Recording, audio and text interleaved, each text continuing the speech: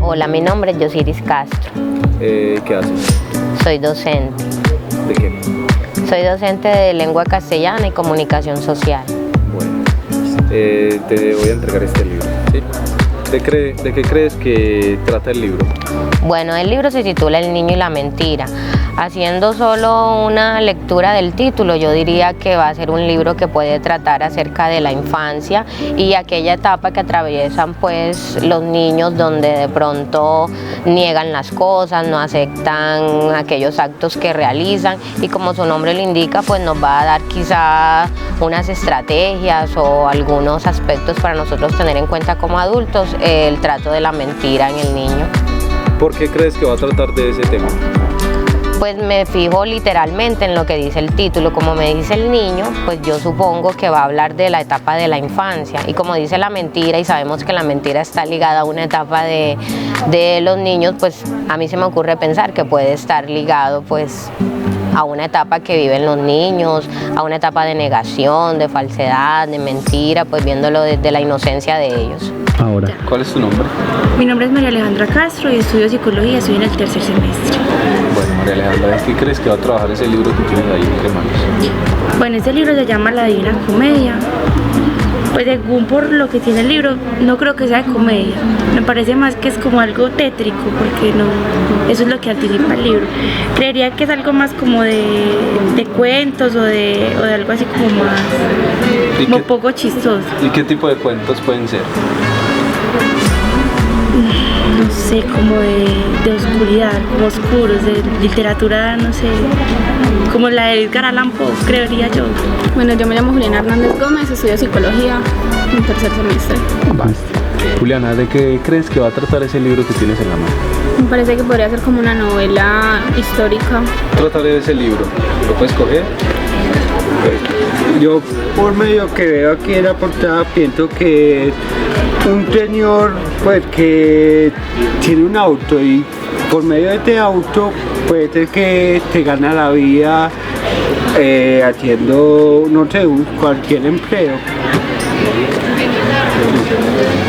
Bueno, para mí, dependiendo de la imagen y lo que alcanzo a ver del libro, es como de la vida de un hombre que de pronto lleva un poco más adelante los sistemas de industria o de desarrollo de pronto en la vida de él o de la sociedad.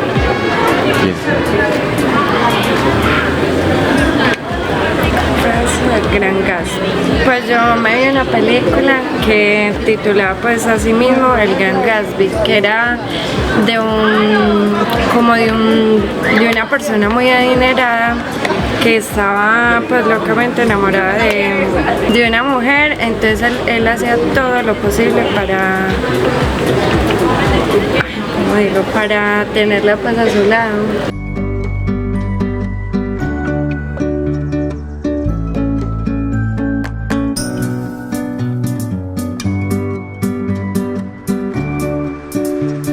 Hola a todos.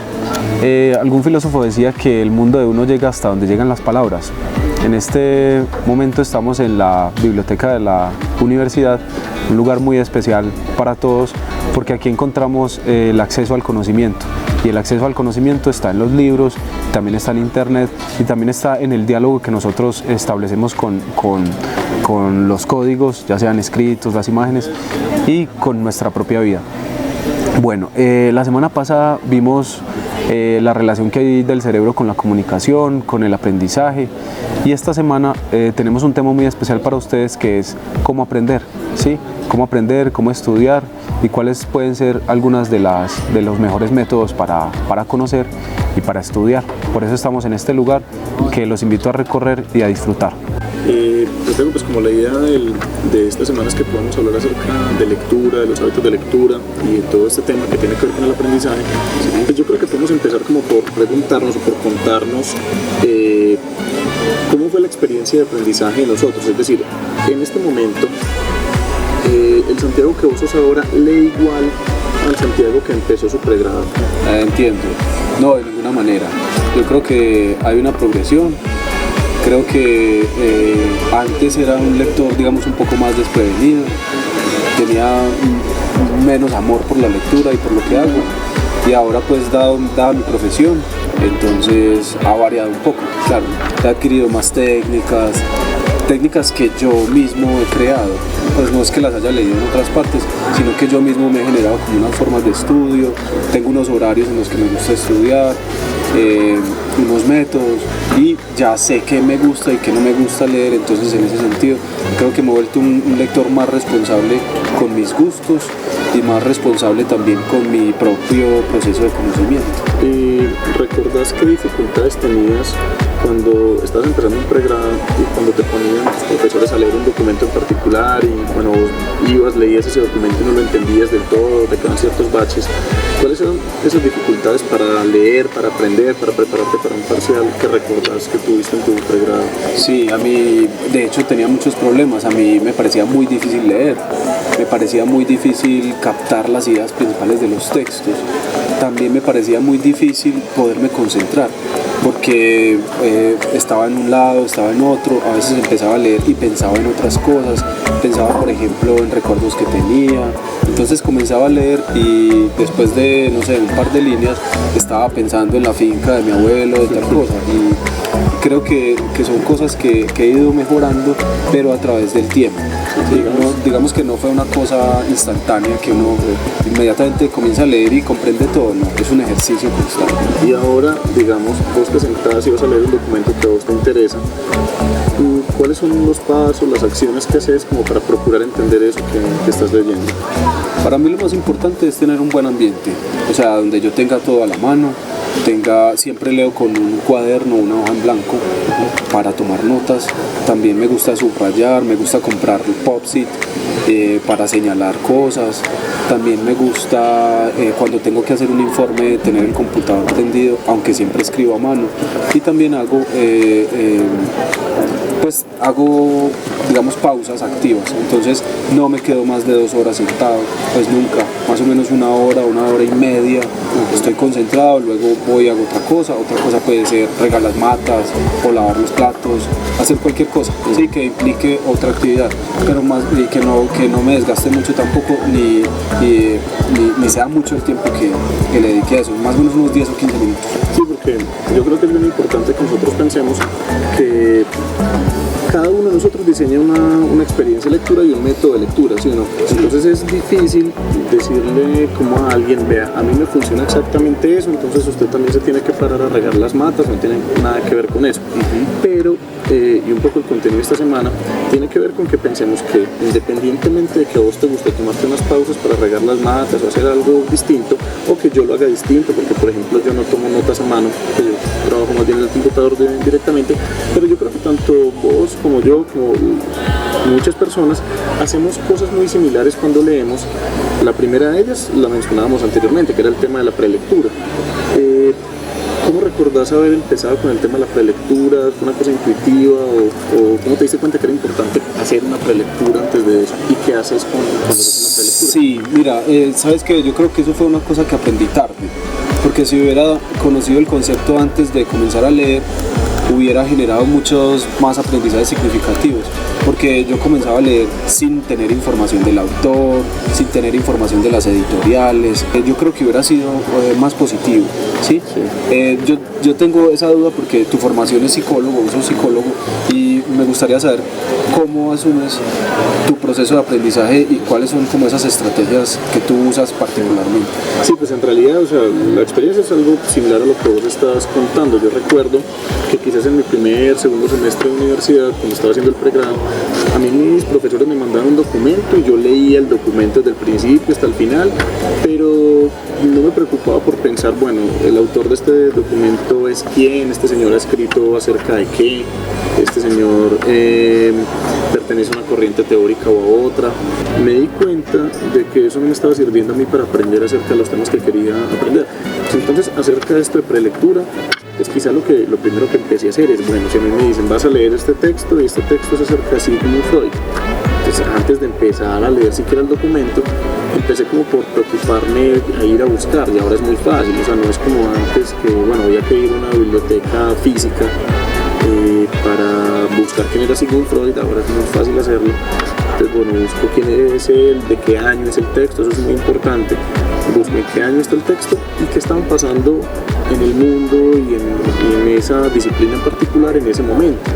Si me dicen el texto es de 1960, pues yo voy y busco, bueno, en 1960 qué había de esas teorías en ese momento para poderme ubicar.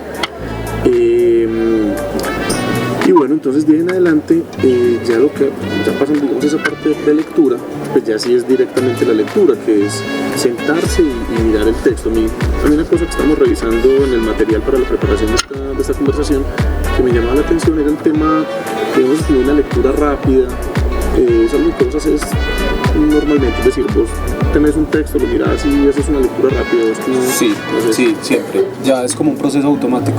Lo que hago es, si es un libro, leo primero el índice, porque el índice tiene las claves de los temas que va a trabajar el libro. Si es un documento, lo que hago es un barrido, por ejemplo, de los subtítulos para tener una idea, y siempre miro la bibliografía para saber si el texto está actualizado, si no está actualizado. Esas son cosas que parecen que no son importantes, pero para mí son muy importantes porque me van a generar una idea de lo que el autor va a trabajar. También puedo calcular, por ejemplo, la extensión del texto, entonces sé que si es un texto muy largo voy a tener que leerlo en 2 momentos, o si es un texto, digamos, de unas 15, 20 páginas, podría dedicarle 1 hora, 1 hora y media muy concentrado, entonces ya mi tiempo lo reparto. Entonces yo creo que el manejo del tiempo también es muy importante para la lectura. Sí, además porque hay una cosa, y es que uno a veces tiene la idea de que para aprender acerca de un tema tiene que leerse, digamos, todo un texto completo acerca de algo, y en realidad no es así. Es decir, si yo voy buscando un tema específico y tengo, digamos, un manual en el que se tocan ese tema y otros, yo no necesito leerme todos los otros temas y para mi necesidad específica de ese momento, que puede ser buscar un dato para una investigación, preparar un parcial, preparar una exposición. Si yo lo que estoy buscando es una información específica, ese momento de prelectura pues sirve para eso, porque entonces no me voy a poner a leer todo un texto cuya información quizás no toda me sea mi útil. Exactamente, ¿sí o no? Por eso es importante el índice, sobre todo, por ejemplo, en las revistas especializadas. Cuando nosotros a los estudiantes les pidamos que busquen en revistas especializadas, no quiere decir que lean todas las revistas, sino que miren principalmente los índices, los resúmenes de los artículos, y ahí está una información muy clave que le puede indicar a uno pues que ese es el artículo que está buscando y no otro. Yo tengo una inquietud con respecto a tu proceso de lectura y a tu proceso de comprensión, que es, o sea, la finalidad de la lectura es comprender, la pregunta es si es suficiente leer o también relees, y cómo es el momento ya de la lectura para ti. Pues mira, eso fue, de hecho, yo creo que yo lo aprendí tarde. Yo creo que yo pasé un buen tiempo en mi formación simplemente leyendo y ya, es decir, yo leía el documento, lo entendía, ganaba el parcial, pero pues, a veces lo perdía también, pero volvía quizás al año o a los 2 años a pensar sobre ese tema, y yo me daba cuenta que no recordaba muchas cosas, que no recordaba muchas de las cosas que había leído, porque pues simplemente había leído inicialmente, comprendido ahí, pero no había hecho pues como un ejercicio ni de memorizar ni de documentar en ningún lado lo que había leído. Entonces empecé a pensar como, bueno, yo ¿qué puedo hacer? O sea, ¿qué me puede servir a mí? ¿Qué puedo hacer mi método? No necesariamente el de todos, pero ¿qué puede ser mi método? Como para poder decir, yo leo este documento y dentro de 3, 4 años yo puedo volver a lo que leí acá. Entonces empecé a hacer ejercicios de síntesis. Y el ejercicio de síntesis consiste, pues, en líneas generales, esto creo que es algo de lo que vos también has vivido, en hacer un ejercicio de escritura posterior a leer. Yo me di cuenta que quizás lo más importante es hacerle preguntas correctas al texto. ¿Qué quiere decir? Si yo estoy leyendo un texto, digamos, argumentativo, eso lo vamos a ver luego en el curso, pero si yo estoy leyendo un texto argumentativo, quizás lo que debo preguntarme es cuál es la opinión que está sosteniendo el autor. Pero si lo que estoy leyendo es un texto expositivo, en el que yo sé que el autor no me está intentando convencer de una opinión, sino que me está explicando un tema, entonces debo preguntarme cuál es el tema que él está desarrollando, cuál es el tema que él está intentando explicar.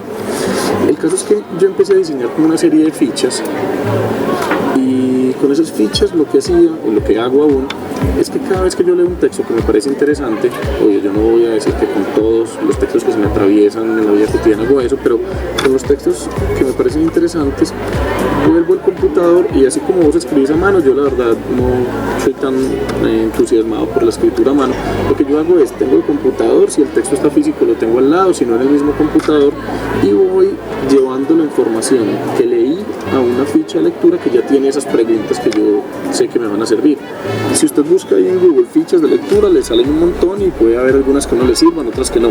Yo tomé algunas y las adecué a la manera en la que yo siento que yo leo. Entonces, incluí preguntas, por ejemplo, si yo sé que estoy leyendo un texto de carácter académico, entonces incluí, por ejemplo, una cosa tan elemental pero que pasa desapercibida, como ocuparme de llenar bien la bibliografía, es decir, la referencia del texto, de acuerdo con las normas APA, que yo pueda decir, bueno, este texto yo lo encuentro en tal lado y si lo necesito para un trabajo, la referencia es esta, no simplemente apuntar Freud, tal cosa, sino ir específicamente con los datos del libro. Me parece importante algo que decías, y es que no todos los libros son susceptibles de hacer fichas bibliográficas. Es porque, digamos, hay libros de literatura o otro tipo de textos que uno lee desprevenidamente por goce, por placer, por estar, ¿sí? Por pasar un momento agradable, pero hay textos que sí requieren este tipo de tratamiento y son precisamente los textos de carácter académico. Bueno, Juan, ya creo que podemos ir terminando, pero tengo un par de preguntas.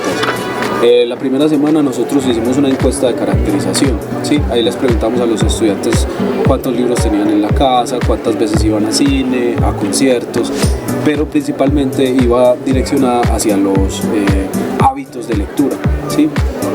¿Cuáles son tus hábitos de lectura? ¿Cuánto tiempo le dedicas más o menos a la semana? No solamente para preparar tus clases y tus cosas, sino, digamos, lecturas que tú escoges. Y también me gustaría que me dijeras cuáles son tus 2 libros favoritos. Okay. Como en mi vida se ha hecho tan habitual el tema de la lectura, pero también porque hace parte del trabajo, sí. Entonces ahora que me lo preguntabas, pues yo nunca lo había considerado como así en términos de tiempo, pero yo creo que yo paso más o menos unas 2-3 horas al día leyendo.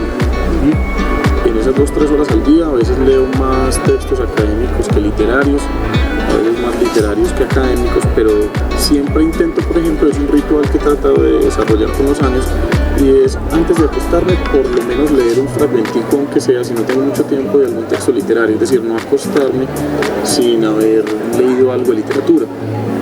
Yo no creo que eso tenga que ser obligatorio para todo el mundo, simplemente es lo que me gusta hacer a mí. Listo, eso para responder tu primera pregunta. La segunda, creo que voy más bien como los textos literarios, como para responderte eso, ¿cierto? Yo recuerdo con mucho cariño haber leído un texto de Herman Melville que se llama Moby Dick. Yo recuerdo ese quizás como uno de los primeros libros que yo haya leído con mucho cariño, o sea, que yo haya disfrutado y que haya vuelto, e incluso tengo la misma edición, el mismo libro que leía cuando era niño, era un libro con ilustraciones, entonces me gustaba y me siento cierto cariño por volver a él. Y bueno, esa pregunta es bastante complicada. A mí me gusta un texto de un escritor argentino que se llama Ernesto Sábato, que se llama Sobre héroes y tumbas. Es una novela que compara la relación entre un hombre y una mujer, hace más o menos un paralelo con la relación, bueno, con la historia más o menos de la nación argentina. Entonces hace un recorrido tanto histórico como actual acerca de lo que pasa entre un hombre y una mujer. Así, si me preguntas así, serían como los 2 textos. Sí, es muy difícil esa pregunta. Sí, te la debería devolver para ver si... Es difícil. Yo creo que también dependen como de los momentos de la vida, ¿no? Hay libros como de la adolescencia, libros de la primera adultez, esos 20 años, 20 y pico. Pero yo creo que hay libros que lo marcan a uno. A mí hay un libro que me ha marcado mucho que se llama La conquista de la felicidad, de Bertrand Russell, que es un filósofo inglés. Me parece muy interesante porque habla de este concepto que todos estamos buscando, que es la felicidad, y lo habla como de una manera muy pragmática, de una manera que lo invita a uno a ser feliz, a buscar la felicidad, a desear la felicidad, y también como a quitar cosas nocivas que hay en la vida de uno, pues como en un plano no literario. Y en literatura yo creo que a mí me marcó mucho un libro de Hermann Hesse que se llama El lobo estepario. Me encantó la trama, me encanta el personaje. Cada vez que puedo vuelvo al libro, pero ya he crecido un poco y ya lo veo un poco más distante. Yo lo leí más o menos a los 15, 16, pero sigue siendo una lectura que siempre me interesa. Listo, mira, me parece que para que cerremos, más allá de que vos y yo estemos conversando aquí acerca acerca de esto, pues esta conversación tiene sentido para que los estudiantes y las estudiantes que nos están escuchando, más allá de que se enteren pues como de cosas de nuestra vida particular, pues que eso no es exactamente pues como lo más interesante de todo esto, pues no tiene por qué serlo. Lo interesante de todo esto es que a medida que nos vayan escuchando, pues traten de ir pensando esas mismas preguntas que nos hemos formulado nosotros, cómo podrían respondérselas ellos mismos, es decir, cuáles son sus hábitos de lectura, si los tienen, y por ejemplo, cómo hacen para preparar un parcial, cómo hacen para estudiar acerca de un texto, acerca de un tema, leer un texto y después guardar información. Para eso pues ellos van a encontrar en la plataforma, los estudiantes van a encontrar en la plataforma unos textos que vamos a dejar lo más sintético posible, en los que se explique qué momentos de lectura pueden ser útiles, cuáles son las acciones que uno puede llevar a cabo para no perder, digamos, ese esfuerzo que hizo estudiando algo. O sea, si usted se sienta toda una tarde, pierde un parcial, quizá lo gane, pero a los 2 meses ya se lo olvidó, pues en realidad no es un aprendizaje significativo. Entonces les vamos a dejar ahí ese documento para que lo puedan mirar. Ahí está incluido un poco más conceptualizado lo que venimos diciendo acerca de prelectura, de lectura, y están por ejemplo algunas estrategias para hacer una síntesis, algunas estrategias para memorizar, para repasar, para evaluarse. Entonces es interesante que lo lean, porque es acerca de eso lo que intenta el curso aportar. Sí, también me gustaría que repensaran las respuestas que dieron en la encuesta de caracterización que hicimos al principio, porque en muchas de ellas, por ejemplo, se hablaba de los ambientes de aprendizaje, y muchos de ellos decían que leían en transporte público. Yo no creo que esté mal leer en transporte público, yo no creo que esté mal no ir a las bibliotecas, pero hay lugares que son idóneos para el aprendizaje. Entonces yo siento y vi en la encuesta de caracterización que muchos de ellos pues están, digamos, haciendo esfuerzos porque trabajan o porque están en otras cosas, pero hacen esfuerzos dobles, ¿sí? No es lo mismo leer en un bus, pues yo creo que implica mucha más energía que dedicarle, digamos, un tiempo prudente en las casas o visitar una biblioteca. Yo estoy absolutamente seguro que 1 hora de lectura en una biblioteca muy concentrado, sin celulares, sin ese tipo de cosas, yo creo que equivale más o menos a 4 o 5 horas de lectura en el transporte público. Entonces también es como para que nuestros estudiantes también repiensen un poco su forma de lectura, su forma como están accediendo a esto, porque a la larga nuestra intención en el curso de lengua materna no es hacer un curso desde la gramática o para la gramática, sino también propiciar este tipo de cosas, cómo a partir de un tema para conocer y cómo alimentar esos temas que a nosotros nos están inquietando, el medio ambiente, la ciudad, la cultura, la movilidad, que son temas que vamos a trabajar para la próxima semana, la semana 4. Muchas gracias. Gracias.